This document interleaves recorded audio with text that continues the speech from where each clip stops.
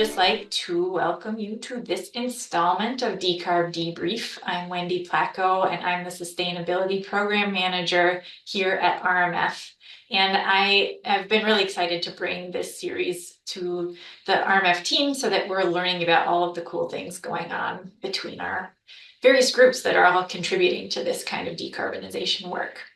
So today we are going to be talking a little bit about building energy audits, and we have some wonderful guests today that I will introduce in just a moment. So I would like to start with Miles. Would you mind saying a few words about yourself? Yeah, so I'm Miles Martschink. I'm working in the Boston office. So my title is a mechanical project manager, but under that, there's a lot of different things I do, from building design to decarbonization studies, energy audits, which we'll be talking about today. So thank you for the opportunity. Awesome. We've also got James Nelson on the horn. Would you mind saying hello and telling us a little bit about your experience at RMF? Yeah, hi, my name's James. I'm a mechanical engineer. I do a lot of energy related stuff, energy adjacent. That could be designing energy efficient buildings or doing energy audits and pretty much everything under that umbrella. Great to be here. Yeah, thanks for being here. James and I connected on our nerdy love of data visualization. So hopefully we get to bring that more to you on a future episode. All right, so what I'm going to do is I'm going to start sharing my screen and just give you a preview of what to expect for today. And so for a little bit of background, we'll start by talking about why would we want to consider doing an audit? Why would an owner bring us to the table to be doing an audit? From there, we're going to look specifically at the ASHRAE Standard of energy audit and just a little bit about the different options with that audit, as well as how it usually rolls out when we are doing that for a client. And then we are going to do a great little case study on a portion of a big project that involved a lot of energy audits for Massport system. And then, of course, we always leave time at the end for your Q&A. So we're going to start with this whole question of why conduct an audit. So Miles, can you walk us through a couple of these ideas of why an owner might bring us to the table to do this? Sure. So when we're talking about energy audits, the first logical thing of why, answer the question why, is to save energy, and also related to reduce carbon emissions. That's probably the biggest reason. There's also, in the past, energy audits have been paired with other studies, like to improve HVAC systems. So that might mean, we know we need to replace everything, but we want to make sure it can be better maintained and it's energy efficient. Or we have really bad indoor air quality. There's sick building syndrome, where you've got too much mold and humidity growth everywhere, and people are falling asleep because there's not enough ventilation. We want to do that, but we want to do it in an energy efficient way. That can be another reason to upgrade the building. But really, it's all about meeting a defined goal, and those goals, just like buildings, vary from client to client. So that might be decarbonization, energy usage, or any combination of the things that we're just talking about. I'm glad you bring out goals. I think we hit on that subject probably every time that we have one of these webinars, but for today I want to cycle back to a past conversation that we've had as well, because this does affect the case study that we'll talk about later. So one of those issues is climate regulations that are emerging throughout the country. We're seeing a lot stricter of regulations happening in the Northeast and California, but we don't have a lot of California work. And then a little bit looser or lighter restrictions or regulations within the Southeast. So here's just an example of a couple of different regulations that are currently in play in different states.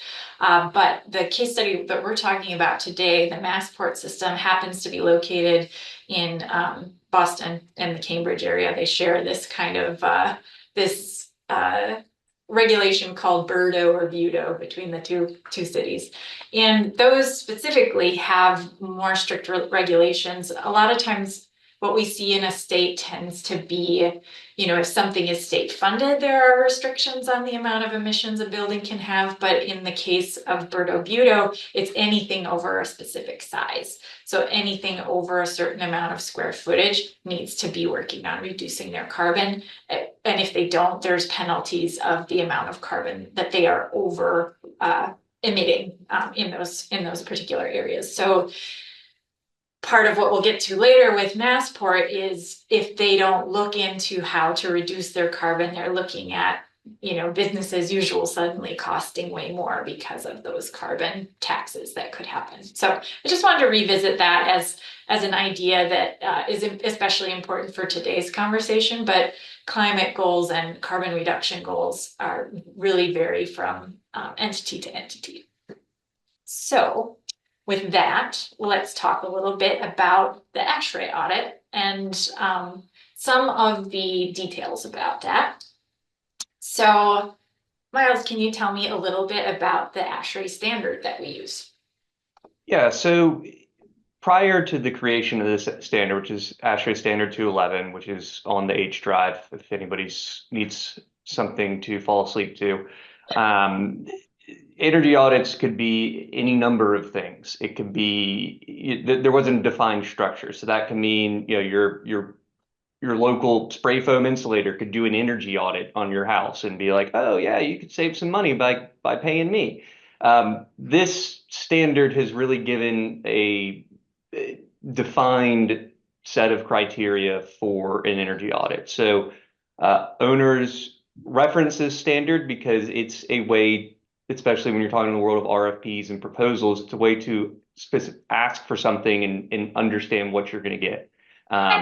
I think it's important for a standard when we're talking about a commercial building. It's a little less important for like a home, like you were saying. Like I've had an energy audit on my home that the utility offered for super cheap, and they replaced my shower head, but like that's a lot different than the work that a commercial building is going to be needing. So right, and the main goal here is defining what the engineer or the energy auditor needs to be focusing on and reporting. So it gives a very good structure in that sense of what you're going to get when you ask for an ASHRAE energy audit.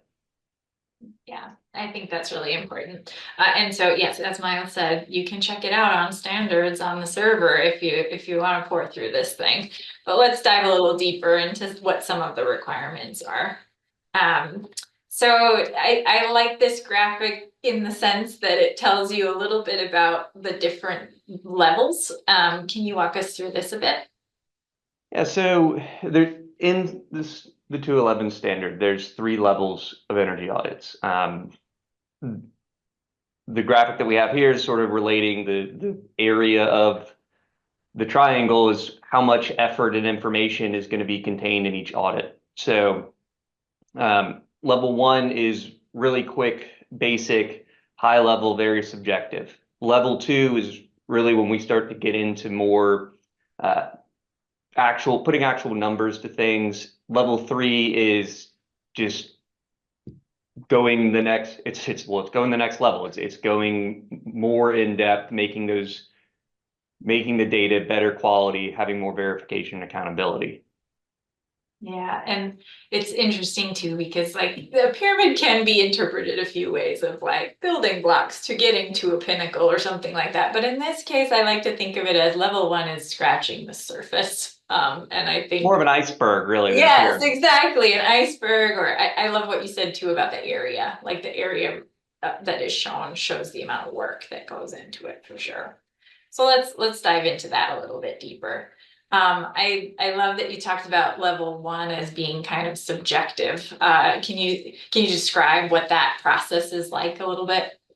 The process is very straightforward. You assess the existing equipment in the building, you walk through understand what's there. If they have utility data, you calculate the EUI, compare it to a known benchmark, which there's national databases of different EUIs for different building types in different regions. And then you start to talk about, well, what do you think could be done? Sure, maybe you could throw in a heat pump boiler, rip out your HVAC and put in all new stuff, or redo your whole envelope. And then, well, how much you think that costs? So I think that one's going to cost a lot. I think that one's going to cost a little. How much energy can it save? That's going to be big time energy savings. That one, maybe in the middle. Literally, that's how you're phrasing it. High, medium, low is the terminology. No numbers at all with it. So there's, in my opinion, not a lot of actionable data comes from the owner from that, because it's just some opinions. There's no real, to me, if you're taking that, maybe it gets you a nudge in the right direction, but it's not going to give you the clear path forward. I don't want to question the integrity of our team that does a level 1, but like the idea of level 1 is giving me used car salesperson vibes of like so and so can waltz in and point to this and say, yeah, you should try this. This is what I think. But without data backing it up, it's a little bit tricky of how do I swallow that. And I think it's safe to talk about the fact that we have some internal opinions here about what is really the point of doing these level 1 audits. Miles, I'm curious about your opinion on that. Why do we do them? Because, well, yeah, like, are they valuable? yeah, they're, and Andy's got some a good comment in the chat. It is a starting point. It's more data than you previously had. So you do get a sense of what is in your building, what are your existing systems, and you do get a sense of, okay, what could be done, where should I focus my effort? So yes, if there's, just like Andy said, if there's a utility master plan and that's their focus and they're looking at decarbing a central plant, they want to know something about the buildings, but they don't have the time to do everything right now. So there's value. I personally wouldn't ever walk into an owner's office and go, you know what, you need to start right now we need to do level 1 audits on everything.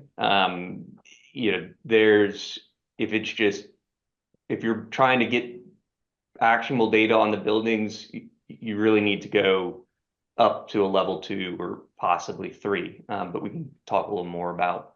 And I get that. Like, and honestly, like you and James bring to the table that you are passionate and great at the data part. So of course you're going to encourage people to use that and use data to make their decisions. The utility data aspect of a level 1 can help you identify some low-hanging fruit.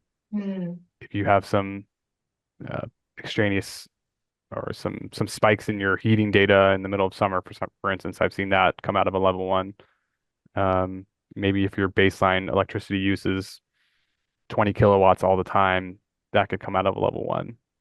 So there's some low-hanging fruit that can be. And that's the thing too, is like that kind of stuff doesn't necessarily take a licensed engineer to determine that, and a well-informed owner could determine that on their own.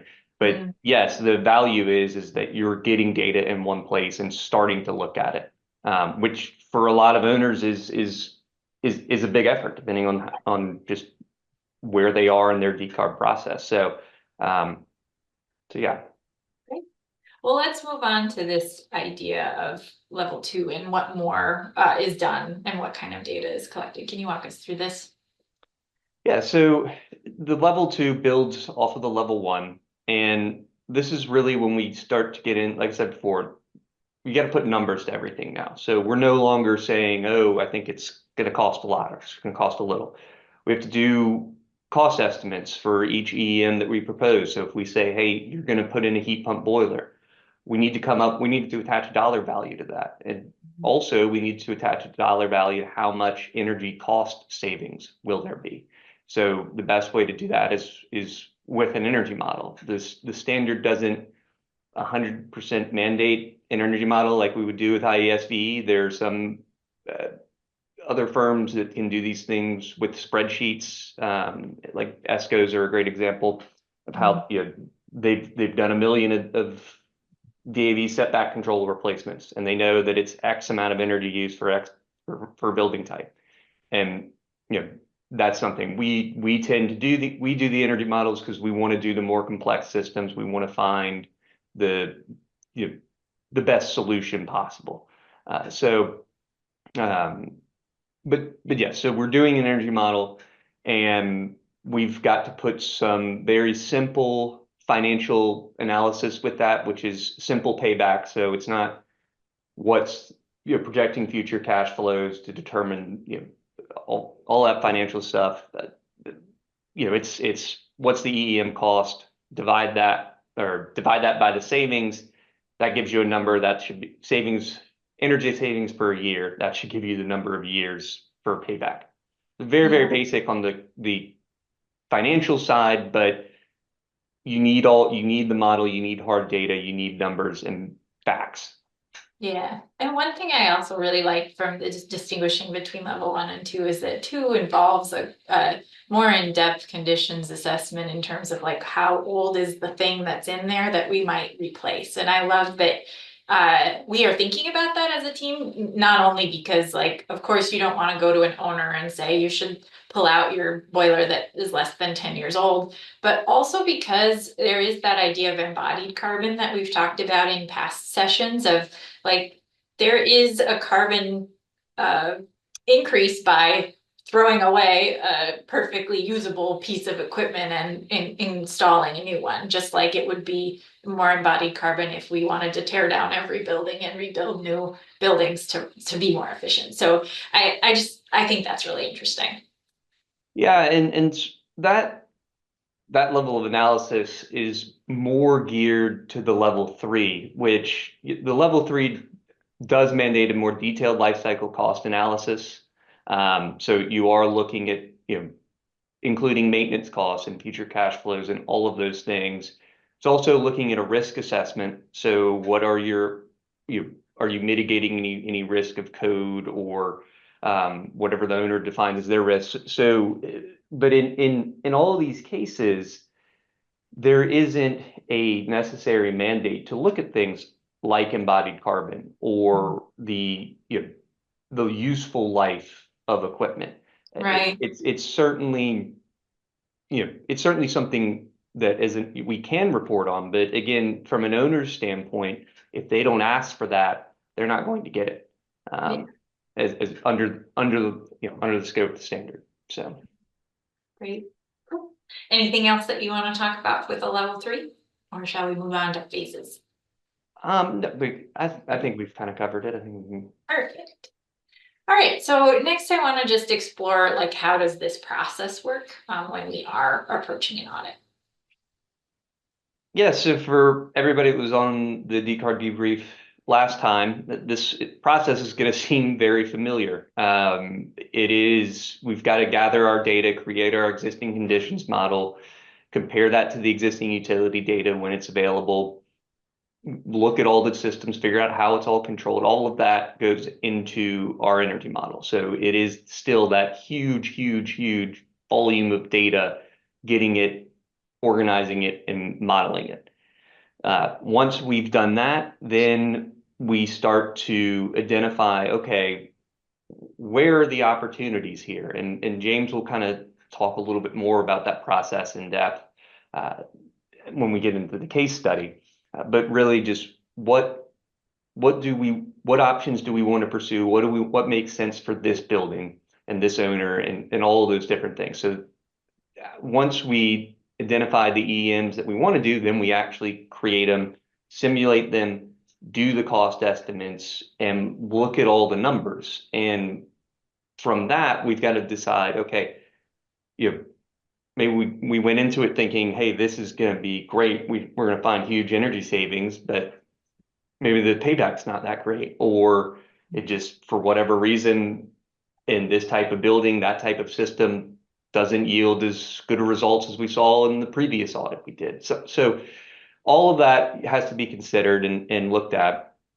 And then that's when we make our recommendations to the owner for what should they do with this building moving forward to reduce energy and carbon usage. And that's all gets put into the report. So this huge report with lots and lots of data and lots of graphs and still giving us that actionable data that we want to give the owner so they can meet their goals.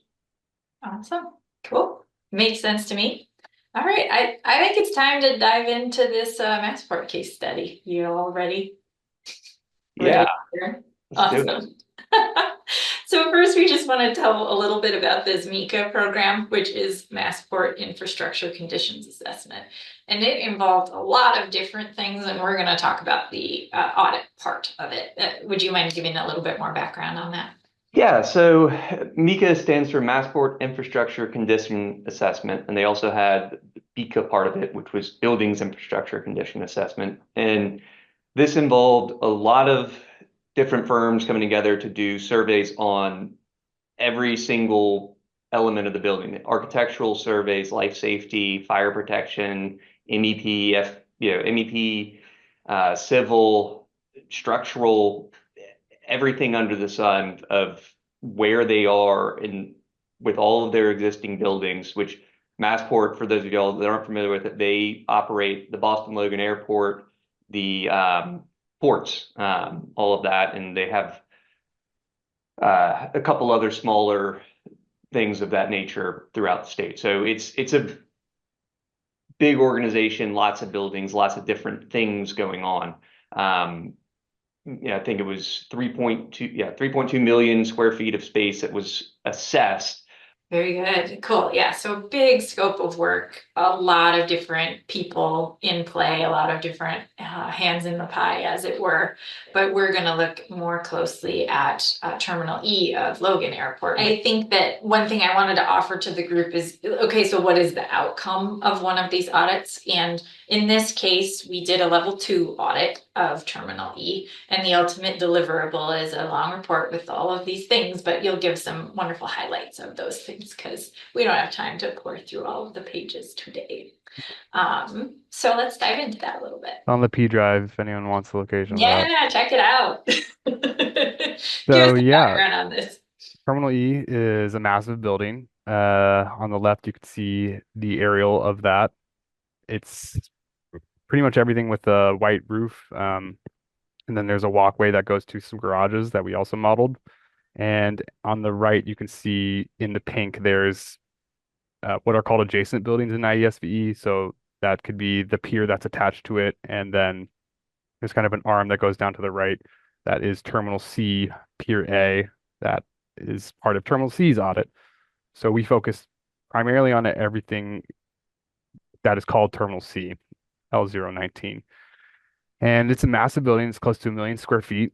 That's including the crawl space, if you consider that part of the building, which I do.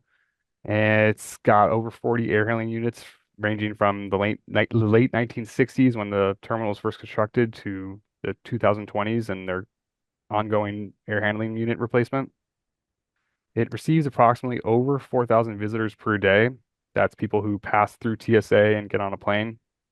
So there are employees as well, but visitors wise, it's around 4,400 per day. And it receives steam, high temperature hot water, and chilled water from Massport Central Plant, which is directly planned south of this building. Gotcha. So to begin this audit, like Miles said, we had to parse through a ton of information. That's conducting interviews with our facilities managers or the facilities managers of Terminal E. We reviewed TSA data. The occupancy data came in the form of TSA data, so that's people who pass through the security checkpoint. And we also received data in terms of arrivals data, so people who get off a plane. So we had these two, not conflicting, but huge sources of information for occupancy data. And we walked the building both airside and landside. That involved getting badged so that we can be on the tarmac. We looked at probably for this building over 20 different unique drawing sets. That's the little random tenant improvements that happened in the terminals and that's also the additions and renovations of the major components of this building, of which I don't have a photo of, but there's approximately 3 different eras of major additions on this building. Gotcha. And our goal was to take all this information and make a representative picture of the terminal in IESVE. And that's what you see on the right. And then that model kind of gives you some nice summaries and is a place to put all that data that you've gathered, right? Yes. So we Let's take take a look at envelope data, we take occupancy data, we take lighting data, we take process loads like elevators, and we throw it all into a blender and get the energy use, which you can see here. So another interesting problem of Massport is that they record all of their data at the central plant itself. So all the BTUs going out of the central plant from their boilers, their natural gas boilers, and from their chillers, their chilled water loop, that gets recorded as soon as it leaves the central plant itself. However, after it leaves the central plant, we don't really know where those BTUs go. The meters just don't work. Um, Unfortunately, we have made estimations on how much uh, how much energy is used by each terminal connected to the central plant. And for this building, approximately 40% of the building's energy use goes to heating, another 20% for chilled water, and then approximately 40% for electricity. This could be those process loads I was talking about, elevators, fans for your air handling units, lights, receptacles for charging your laptop. Um, there are some electrical heating elements in this building as well. So the next page we can So show it. Or, what I'm hearing though is that like, we had mentioned a little bit offhand that like an energy model isn't necessarily mandated for a level 2 ASHRAE audit, but it obviously seems like it is a very helpful resource in the issue that you're talking about of we don't know what is happening at the building level after the power or after the energy comes out of that central plant. So that's a big gaping hole and somewhere where a model can really help you fill in those gaps. Am I correct in that assumption? yes. So what we do with our energy model is we try and verify all the time. That's why we go through this effort of getting interviewing facilities managers. We get occupancy data so that we know how many people we're putting in the building in our energy model. We comb through drawing sets to see envelope data. We want to know if it's a CMU block wall with 2-inch insulation or 3-inch insulation. Um, and sometimes you just run into the wall if there's not enough information. So we verify as much as possible, including utility information. But if that's not possible, then we start to assume things. Yeah. So we use things like codes to tell us how the U value of a wall, for instance, how much thermal resistivity of a I'm wall. with you. I Yeah, get you. thank you. Um, on the screen, you can see the monthly energy use by source type. We've got chilled water in between April to November. That's reflective of the heat or the cooling seasons. Throughout the whole season, though, or throughout the whole year, you can see that this building has uh, heat usage, and that's due to the reheat coils on their VAB system. So they'll cool to 55 and reheat up back to 70, 68 to 72 degrees, depending on what season they're primarily in. And you can see that almost like a flat line of electricity that spikes and goes down a little bit. Sometimes you'll see more electricity use, sometimes you'll see less. There's electric coils throughout the building. There's split systems. So these spike and vary not that dramatically, not as dramatically as the other energy uses. Great. Cool. Next So slide. after parsing through all of that data, then there's that, I don't know, I think science and art of developing some EEMs. Can you tell us about that process and what it was like? The EEM development process is a very creative art process. It does involve looking at data from the building and what the building gives you. Something that I didn't add to this slide deck, but we get gains from the building. So the building says to us, I get most of my heat or cooling needs from the infiltration into the building, which is the air that just happens to go into the building. And in this building specifically, they open and close all of these gates, and when you're in the middle of a gate in the middle of winter, I'm sure you've noticed it's really freaking cold when that door opens. And that's something that we try and model. Another thing that we try and model is that huge curtain wall that is on the front of this terminal that's got a huge solar gain. So all of this data tells us ways to help make the building more efficient. Yeah. And I want to look at the top row of this. That's our EUI. Andy mentioned that Maryland's going to have an EUI number that buildings have to I saw hit. that. Um, Even though the EUI looks relatively decent, I guess 240, that's pretty high. Its energy use is over 200,000 kilobTUs. That's 60 megawatt hours. Um, it's a lot of energy, and the kilograms is also, I looked this up, approximately use of electricity for homes, electricity use for 1 year, approximately over 5,000, around 5,000 homes, electricity use for 1 year. So it uses Wow. a lot of energy, makes a lot of carbon. It's ripe for making more efficient. Yeah. So my primary goal with developing EEMs was to create actionable EEMs. I can tell the owner to do something, whether or not they're going to do that is up to them, but I want to make it as easy as possible for them. So what we were contracted to do as part of the ASHRAE audit process was to create 5 EEMs, of which I believe two were supposed to be low cost and three were supposed to be capital cost, and that played around a little bit. So the first two you see on the screen is the adding setback controls and adding demand controlled ventilation. Those are our low cost EEMs.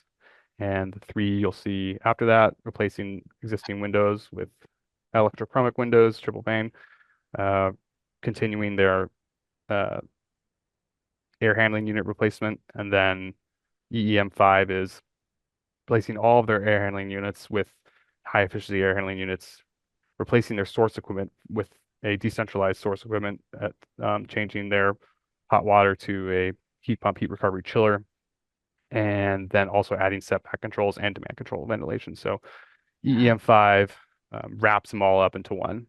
Yeah. Gotcha. Something Gotcha. that we do with our energy modeling approach is we like to look at each EEM in a silo. So if I'm doing demand control ventilation, I don't want to add setback control into it as well, because that's going to dilute the effect of one over the other, and it might not Just be a as random representative of it. question. Yeah, Electrochromic windows, are those the ones that like change the tint if the sun comes out kind of thing? Yeah. yeah. So they can be controlled in a bunch of different ways. What we modeled them to be controlled to was the outside air temperature, I believe. Mhm. So we want the windows to be we want the windows to not have as much tint when it's cold out. Like we want Mhm. that solar gain to be in the Yeah, room. that makes sense. Um, but when it's really hot out, we don't want those windows to have any solar gain. So we controlled it based on the outside air temperature. Very cool. And in IESVE, normally you'll see like a shading profile, like 100 to 75% shade to 50% shade to 25% shade. In IESV, you're pretty much 0 or 100. Okay. So little Neat. nuance thing there. Yeah. We ended up recommending uh, EEMs 1 through 4 and not EEM5. And I will talk about that right now. EEM5, I didn't end up recommending because this building does get both high temperature hot water and steam from the central heating plant. Approximately 70% of the coils are from off that high temperature hot water loop. So my reasoning is we should continue replacing our air handling units. We should resize all of our coils in our building for a lower temperature hot water, which may be 140 degrees, 120 degrees. Generally don't want to go below that just because of the climate. Mhm. Um, and then once we've done that, it's my opinion that we should make our central plant change the source of the central plant to electric source, whether that's a heat pump, heat recovery chiller at the central plant or some other approach. I think that we should keep that existing infrastructure rather than create new infrastructure in the terminal itself. The terminal, if you've been in the terminal, there's a lot of space that is being used right now, and carving out space for a new mechanical room is hard to do. Yeah. That's going to be adding a lot of source equipment at the terminal itself. That's finding space for the equipment. That's reconnecting pipe. It's going to be a huge process. You already have this hydronic or this hot water that comes from your central plant. Change that source itself and then bring it to the terminal. And that's my opinion. Yeah. So that's why I did not recommend it, even though it has this really high energy reduction. I was curious, we're looking at the energy reduction and the carbon reduction. I wanted to just flash up the cost estimates of that. And when I was thinking EEM5 was probably pretty expensive. Yeah, it is the most expensive option. So that was where I was headed when you said we recommend it. But the space thing is a very legitimate concern. Yeah, and you can also notice that EEM5, while being the most expensive and reducing the most energy, it does not reduce the cost of your energy by a significant portion compared to the other ones. Sure. This is because the natural gas that is used for the existing boilers is cheap compared to your electricity right now, and it's only projected to get worse. So whether or not you are reducing your energy use and change it all to electricity, it's still an expensive source. So you will save. It's an age-old thing that we were talking about that with Jared, and it comes up all the time with clients, like right now. And Yes. for the foreseeable future, maybe natural gas is cheaper. So yeah, and that's why we're recommending replace as many of your coils as you can for now. And when things change in the future or more equipment comes out or newer machines or more efficient machines, that's a good time to install those at your central plant or even pursue a decentralized option. Yeah. And I will mention that the triple paned electrochromic windows, that has a wider range of cost. I've seen things like $70 per square foot. I've seen things like $250 per square foot. So that was something that I ended up being somewhere in the middle. Yeah, and our recommendation is yes, do it with the caveat of the next time you have to replace your windows is when you should do it, not tomorrow. Let's just bust all these windows and replace them all at once. Yep, gotcha. But again, the energy model informed this EEM. It told us it's got a lot of solar heat gain, a lot of solar gain in the middle of the summer. And so we're saying, okay, well, can we reduce that solar gain? And yes, we can. Here's how much it costs approximately. Well, thanks for taking us through that journey of this part of the project. I'm sure I could talk to you for many more hours about all of the other buildings that you were working on, but it was awesome to get a glimpse of this and how that related to the level 2 ASHRAE audit. So with that, unless you have any other comments, we are ready to open up for Q&A. I do want to lift up at this moment, though, Andy did share earlier, and James commented on it, that something that is new to me, Andy Jones saying an EUI restriction in Maryland that's rolling out, and I wasn't aware of that. So send me a link, Andy, or I'll Google it. But at any rate, this change is coming in a lot of states, and January is our legislative session. So I'm kind of keeping my ears to the ground about what's gonna go down, what's gonna roll out. So I guess as long as we have a moment, I kind of want to bring up again the issue that you dealt with, James, of why the initial level 1 audit wasn't really useful to you. I'd love to dig into that a little deeper and how we needed to come and help gather that in such a way that we could use it and things could talk to one another. Yeah, I mean, Miles mentioned it, but when we make EEM recommendations in a level 1 audit, we are telling them that this will have a low, a medium, or a high impact. And we like to make it look different. Like maybe you'll put like 1 leaf, 2 leaf, or 3 leaf, or $1 sign, $2 sign, $3 sign. It's very subjective. Yeah. And then a lot of times owners come back and say, can you tell me how much that's going to cost? Or can you tell me how much energy I'm going to save? And you're like, I Yeah. could if you enabled me to do that. Right. And Do you feel like owners are aware of what they are getting when they ask for a one, like, do you think that there is maybe a lack of knowledge on that side?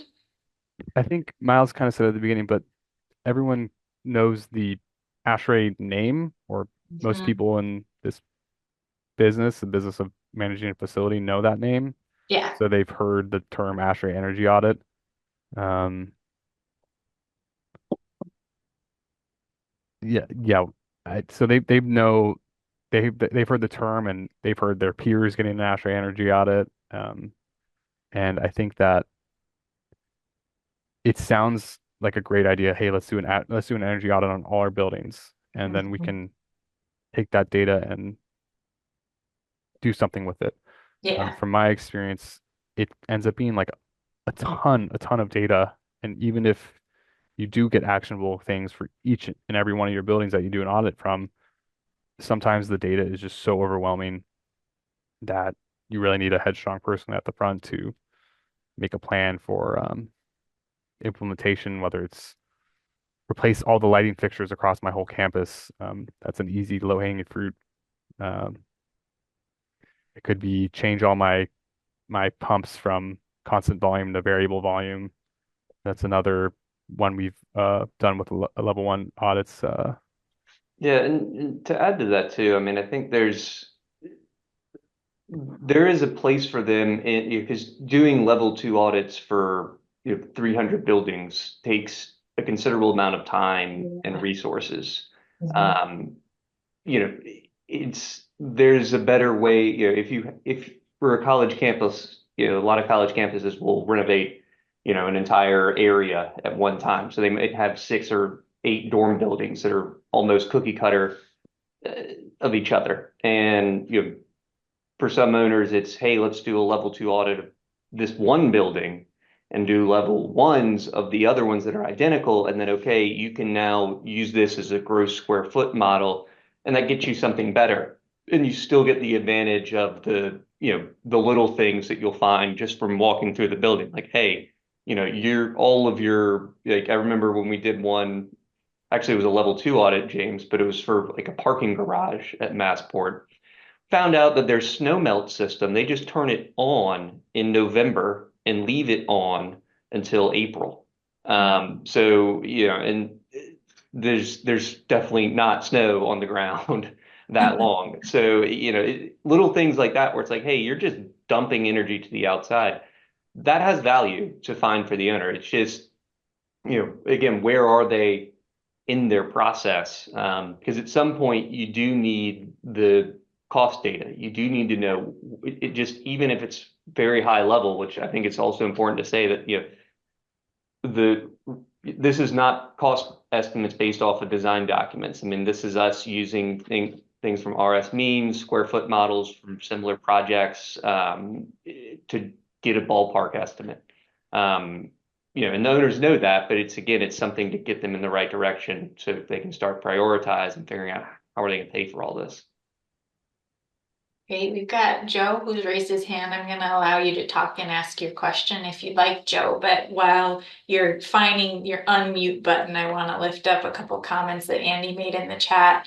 One that is good, and Miles, you were saying it about at the same time that he commented too, but the fact that a level one helps you maybe identify which buildings might be a good idea to be looking at closer. And you were saying kind of that same thing, but I just wanted to reiterate that. And that the level one can be an opportunity to fix stuff that's broke. So like what you were saying about this idea of snow melting being on all the time, or as Andy points out, like dampers or something that are broken, and that's going to cause you energy loss. But what is the level of confidence in energy usage from the models when there is no meter data to check with?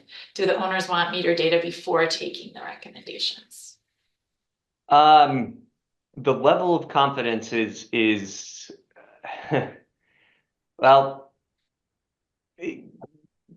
the outputs are only as good as the inputs. So, when we have, for example, like Terminal E, where we just have nothing in terms of, for that area that we modeled, what is the energy usage?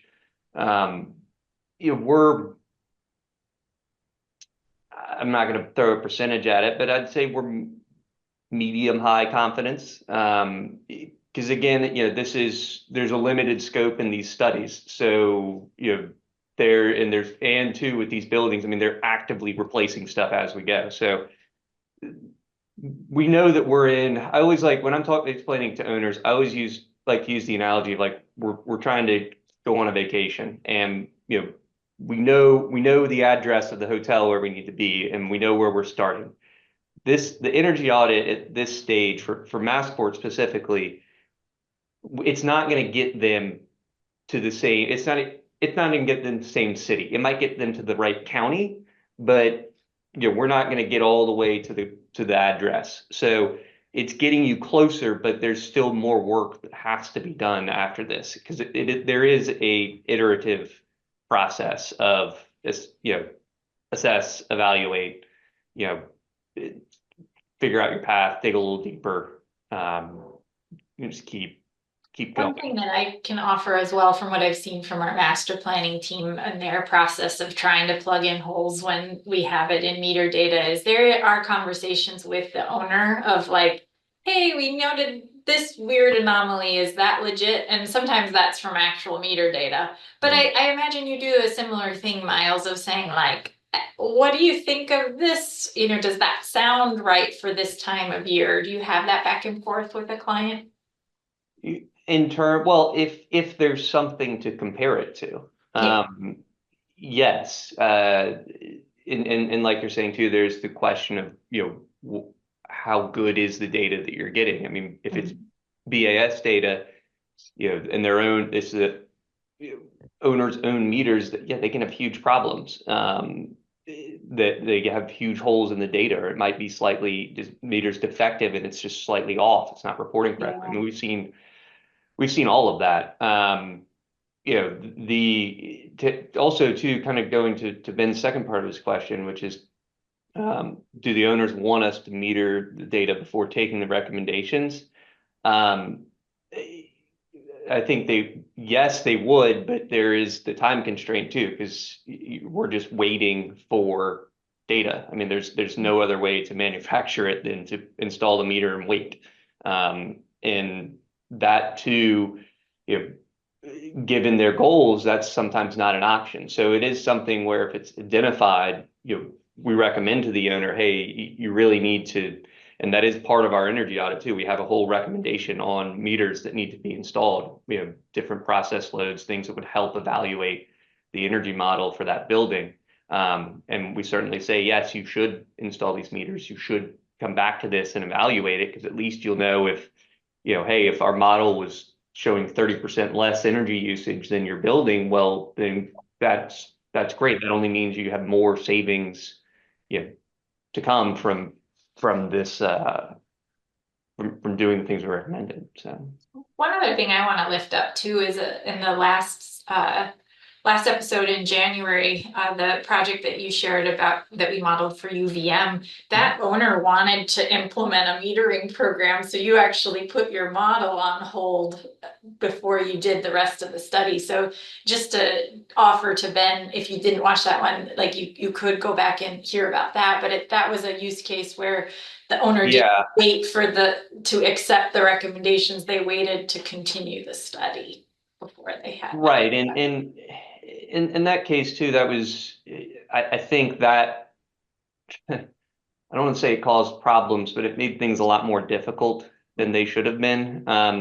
There is, again, the quality of data going into the model is going to determine the quality going out. So when we don't have meter data, that's really when we need to start going deeper into control sequences and occupancy, because meter data is one piece of it, yes, but there's always other things and other methods to help refine the model. That being said, the model is never going to be perfect. Yeah.